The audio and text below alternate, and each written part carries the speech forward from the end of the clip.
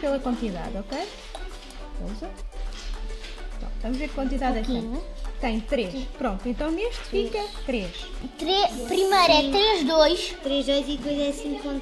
Uma vareta para cada um. E agora, o que é que tem de fazer? Pôr a mesma, que é a quantidade de... 200. Podemos pôr 200. 200 mesmo. 200. Então, com cuidado, vão... Mas já me fala que dá o Ninguém copo A, depois o B, ouça, depois o C. não põe roçado enquanto eu não vi se a água está toda bem medida. Está certo connosco? Está certo mesmo certo. Não está certo. Já está certo. 1, 2, 3. Cuidado, cuidado. Ou não?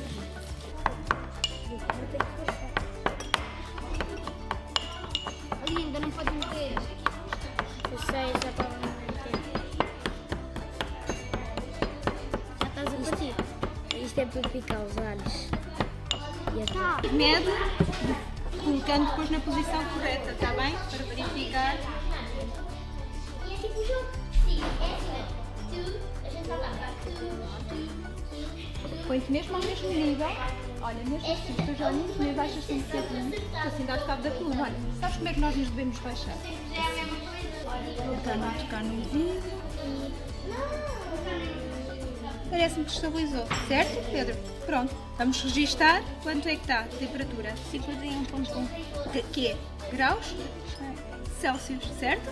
Cronómetro para pôr no start.